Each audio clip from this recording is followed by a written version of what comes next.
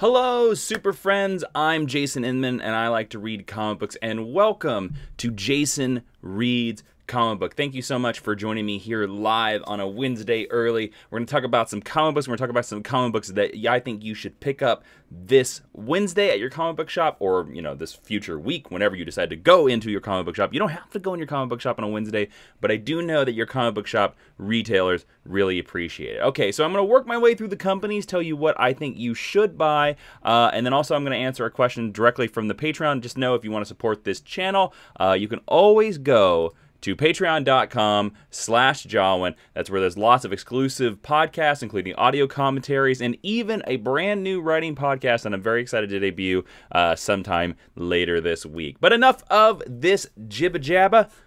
Let's get on to some comic books. Now, everyone knows that the Dark Knights, the evil Batman, have been plaguing Batman throughout the DC universe for about the last 6 months, and the finale of Metal, or Dark Knight's Metal, came out today. Issue number 6 has hit stores, and I'm going to tell you this is why it is the definite buy of DC comic books for this week, because it basically changes everything. It moves the story along, it inverses the DC universe. I'm going to give you some slight spoilers for Dark Knight's Metal here. As you can tell from the title of this video, Batman and the Joker team up, and they fight, and they also do a very nice, go back and read it if you check out Dark Knight's Metal, there's a nice inverse of Scott Snyder's New 52 Batman, where it was the Joker and it was Batman fighting the denizens of Arkham Asylum, and at that time Joker was Nightwing with a mask on. This time, it's almost the same panel layout, but it's the real Joker and it's the real Batman fighting the Dark Batman. Now, we got to talk about Metal a little bit. Again, there's going to be some slight spoilers here for the ending of Metal. One of the big things that Metal does is it really sets up Scott Snyder's new run of Justice League, which we all heard about at WonderCon, because we have the main Justice League team where Scott Snyder is basically writing about the animated Justice League lineup. We have the Justice League Odyssey, which is a team with Darkseid on it, which doesn't really make sense to me, and it has Justice League Dark, which of course is the Magic team. Now, one of the big things about this ending to Metal is that it has so many tie-ins into Final Crisis, Grant Morrison's Final Crisis. The source wall in this story gets broken. And if you know anything about the DC universe, you know that outside the regular universe, there's this giant wall that does the thing like that. We have a person in the live chat that says, I spoiled an event I've been reading for months. This is not the ending of the event. I have already set a spoiler warning. I don't know why you would click on this video. That's your own fault, son. So the source wall is this thing around the DC universe that sort of boxes in the universe, and it's sort of made up of the dead bodies of the old gods, the gods from the third world, the gods from the second world, the gods from the first world, and various baddies that they've thrown on there. Hank Henshaw was a part of it, the Cyborg Superman. Darkseid was a part of it for a while. Various other people were a part of it. So the source wall has now been broken because of this event. So, that is going to change into a lot of things, and I also wonder if that is going to lead into a lot of the insane multiversal events of Scott Snyder's Justice League. So, we have that. We get to meet a new character called the Over-Monitor, who is sort of a mix of the old monitors from Crisis on Infinite Earths on top of the... Here's the biggest thing about Metal, is that a lot of it doesn't really make sense. A lot of it you just have to sort of like take at grain value, and it's, but I will say this, the one thing that I appreciate about Scott Snyder's Metal is that it swung for the fences.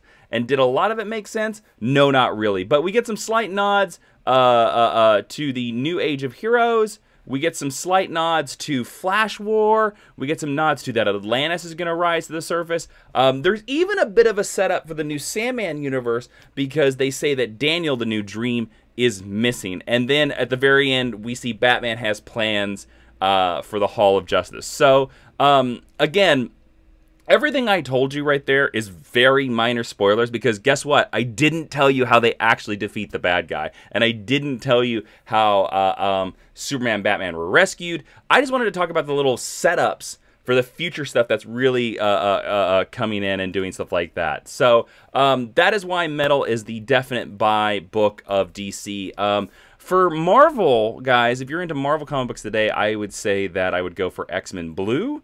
XMen Blue is sort of the Magneto leading the little tiny baby X-Men around the X-Men universe, and he's telling how the tiny baby X-Men how to, you know, sort of act in the DC universe. And, you know, as you can see by the cover, Havoc is going to jump in. It's written by Colin Bunn, who of course does an amazing job, and it's one of the only X-Men books that I've liked for a very, very, very long time. So yeah. If we're going to go to Image comic books, if you're looking for some Image comic books to talk about this week, I think you should definitely check out Black Magic number 11. Now, this is the book by Greg Rucka and Nicholas Scott. Nicholas Scott is an amazing artist, and it's really, she's amazing. She doesn't get enough credit. She's so beautiful, and she's, by that I mean, you know, she draws these, if you've seen her Wonder Woman run, it's like Wonder Woman comes alive. It's amazing. It's so good. She definitely deserves way more work. She should definitely be drawing a Superman book of some type. But she has this creator-owned book with Greg Rucka, who also invented the Winter Soldier. And this is the conclusion of their 6-part story. It's basically about women and witches and dark covens and all stuff like that, and it's very, very interesting. So Black Magic is my definite pick for Image. Now let's go a little bit smaller. Let's go indie. If we're going indie, my indie pick is Star Wars Adventures number 8. Now, if you don't know about this book, this is the all ages, have a ball, do anything with any character in Star Wars title that Marvel gave up to IDW. What the hell is wrong with you, Marvel? What is wrong with you? Why would you give up this title, Marvel? You're stupid. Sorry, Marvel. But anyways, they let it go to IDW.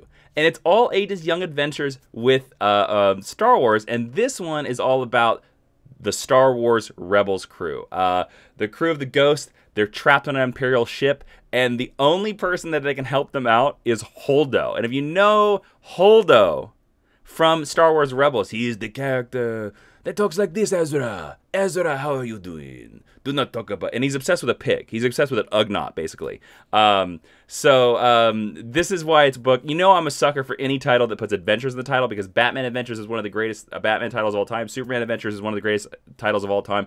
And I'm really hoping that someday DC recollects adventures in the DC universes where they did animated versions of their Justice League. So there you go. Dark Knight's Metal number 6 is your definite comic book pick. X-Men Blue number 24 is your definite Marvel pick. Black Magic number 11 is your Image pick. And then if going for indie, I would go Star Wars Adventures number 8. All right, so indie pick Mark Newman says Jupiter Jet. Yes, sir, but it does not come out this week. It's always a good pick. All right, so I'm going to pull up a Patreon question. Oh, Hondo, not Holdo. Excuse me. There's so many damn characters in the Star Wars universe with the same names. Cut me a freaking break here, guys. I'm doing this live. No editing. Off the top of my head.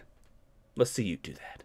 Let's see you do. I challenge you. I challenge you all to do live streams about what you're reading about comic books. I'd love to see it. I'd love to see it. Please share them with me. Okay, so before we get to your questions, I want to see some great questions in the chat right now. Don't forget about Super Chat if you want to jump to the head of the line. You don't want to wait behind everybody like Comic-Con. You don't want to be like 50 people deep, bad BO, waiting on a Lego piece. Jump ahead of the line. Super Chat. We're going to take a Patreon question that happens from my patreon.com/Jawan. And the Patreon question is from Zach Brewer Kirby, who says, what would you say is Iron Man's definite comic book arc? Okay. This is a really, really tough question, Zach, because I don't know if Iron Man does have a definite arc. I mean, he has runs that are really good. Like, he has Demon in a Bottle. He has some great he has a couple great 90s runs. He has a run in the 80s. But Devil in the Bottle is a storyline. It's not really a run. And the rest of that run isn't so great.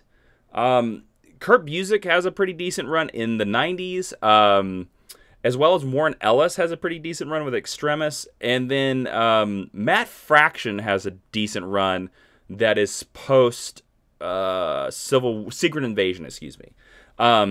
So everybody in the comments is saying demon in a bottle, devil in the bottle. That's not a definite run. That's a definite story arc. I'm gonna say Matt Fraction's Invincible Iron Man run. It is has Salvador LaRocca, and it's Tony Stark. I'm gonna set you up here. It's Matt Fraction he wrote it for about 60 issues, and Matt Fraction left some deep cut Easter eggs. So it starts out where Tony is, of course, in charge of S.H.I.E.L.D. because that's the way he does it. And then as he works through, Norman Osborn becomes in charge of S.H.I.E.L.D. and he has to take out all of his armors. He has to destroy all of his armor, so you get to see him wear all his armors. Then he builds the new Bleeding Edge tech, and he tries to build a repulsor tech car. This technology, of course, leads to where the Mandarin fights him, and the Mandarin is revealed as all. And over these 60 issues, he's seeding little things and doing all this stuff like that. And it's really, I would say for me, it's the most enjoyable Iron Man run because the art is stellar by Salvador LaRocca. He's a great artist, and I think it's a lot of fun. And I don't know. I don't know if there are other definite Iron Man runs out there. I would love to hear what you guys think. And, yeah, stuff like that. So, yeah, there you go. There's the Patreon question. We have a super chat here. Hector Zeroni asked, when are you fellas going to rearrange your toy background? I remember rumors of a mix being mentioned. Well, Hector, I will say that we have rearranged it. You just haven't noticed. Because if you go back 5 months ago, you will see that the action figures are not in the same configuration as they were before. It basically just goes down to time, man. We don't have time to switch it every single week because there's so many figures back there. But go back and check. There are figures on there that were not on there before, and then there are people in different configurations that were not on there before. It's not exactly the same. It really, really is. It hasn't changed. So, so there you go. All right. So I wanted to take 3 questions from the live chat, guys, while we're here. And then we will close this out. So throw your questions out there. Again, Super Chat, cut you. Shaggy Frost, hello from Texas. I have been to Texas. So there you go. Tony Wales just sent us a really cool package that I'm very excited to open as well. What are your thoughts on the story arc Superman Birthright? I think it's good. It's my favorite Superman origin. I really, really like it a lot. It's always the version of the origin that I thought should have been made into the movie, and I think Lynn Francis Yu was not my first choice as a Superman, a Superman artist, but I think he was pretty good. Mark Newman asked, any idea what Dan Jurgens is going to be up to after Superman? Nope, I have no idea. My hope is Booster Gold because, they brought Booster Gold better. All right. Spanish Heart 18, final question says, hey, Jason, have you made any runs to Toys R Us before they closed down? I have. I was just at Toys R Us on Saturday. I don't know if we'll go back before it closes down, but I got a little... Bizarro Dorbs to add to my Superman collection, because if you don't know, I have a whole bunch of I have a Superman collection, and Superman Dorbs, Bizarro Dorbs needed to be added to that. I consider Bizarro, anybody in the Superman family is part of that collection, they get to be as part of that. So I got that, and I got some Superman wrapping paper, actually, because I like having all kinds of comic booky wrapping paper and stuff like that. All right, guys. That is going to be it for the live stream. Guys, thank you so much for watching. Go buy those comic books. Go support your local comic book store because they need the help. One of my favorites out here is Earth 2 in Sherman Oaks. I also love Arsenal Comics and Games. It's in Thousand Oaks. Please go check that shop out. It's a great shop, and we love it. And also, don't forget to go support me over at patreon.com/Jawan. We have an audio commentary of Winter Soldier coming up, and we have a new writing podcast dropping down pretty pretty soon. So, and also don't forget to follow me on Twitter and Instagram at Jawin, Jawin. So go check that out. Thank you guys so much for watching. I really appreciate everything you do. And thank you so much. That's the end of the live stream. I am Jason Inman, and I will be seeing you.